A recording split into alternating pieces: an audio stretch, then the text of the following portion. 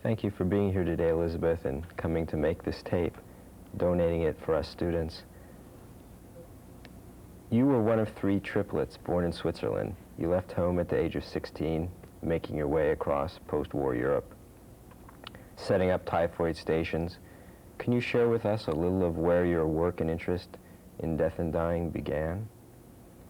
You know, you only understand decades later why certain things were significant in your life.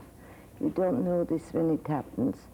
Like people who lose all their children within a year of cancer. They think it's the end of the world, and then you meet them 10 years later and you see all the things that evolved out of this tragedy. And that's how I look at my life now.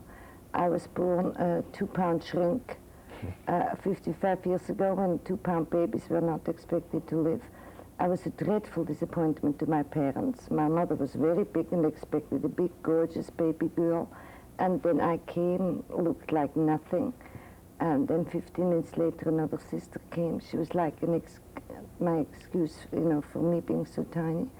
And my mother kept saying, there is more to come. And the doctor and my father told my mother she had problems. And she didn't have problems. Half an hour later, a 6.5-pound baby was born. And I was raised with all these stories. So I learned very early in life that grown-ups, when they don't want to face something, they use denial. That was my first lesson in my life. My second lesson in my life, and see, and I don't believe in coincidences, I believe that this is all a purpose. My second lesson in my life was that grown-ups are terribly not honest.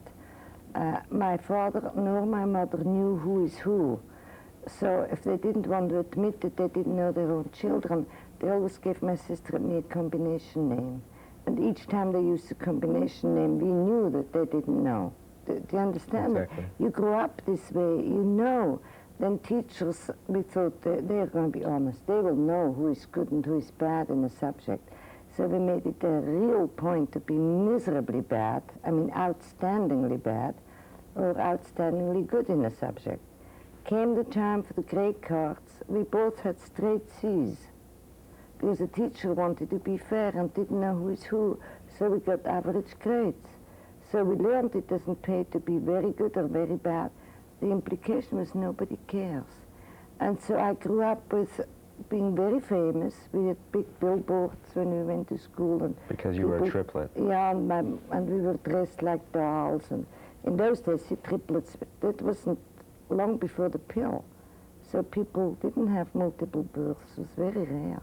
And for them to survive was even more rare. So we were photographed all the time. And we had loving parents, we had a gorgeous house, we had everything, but we had absolutely nothing. I cannot remember anybody who knew that I was me. We were the famous triplets. And it's terrible to grow up without individual identity. And I think that was the biggest gift in my life, because later I worked with people who had everything but had no identity. I worked with multiple handicapped, retarded and blind children. They were referred to as the hydrocephalus in room so-and-so. Then I worked with chronic hopeless schizophrenics, with the paranoid schizophrenic and the hebephrenic, and they all had nice labels, but nobody knew who was behind the medical diagnosis. And then naturally dying patients, it was the pancreas-CA in room 15, but nobody knew that they had children at home and you know, who worries about paying the bill or whatever. And I think that was an incredible gift. My awareness of the problem, I had no awareness that I had no individual identity, naturally. In those days, people didn't go to psychiatrists, thank God. When my sister was a teenager, a young teenager, she fell in love.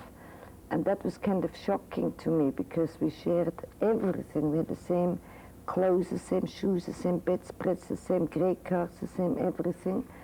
And suddenly my sister was in love. And it was like strange.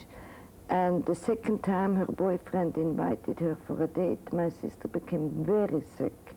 And she was heartbroken like any teenager would be because she was terribly afraid she would lose him. And I said in character, I said, listen, if you're that heartbroken, I'll go for you. He will never know the difference. And naturally, my biggest, fondest wish was that somebody would know the difference. And I asked her how far she went, and I went on a date for her, and came home and I knew that he didn't know that he went out with his sister.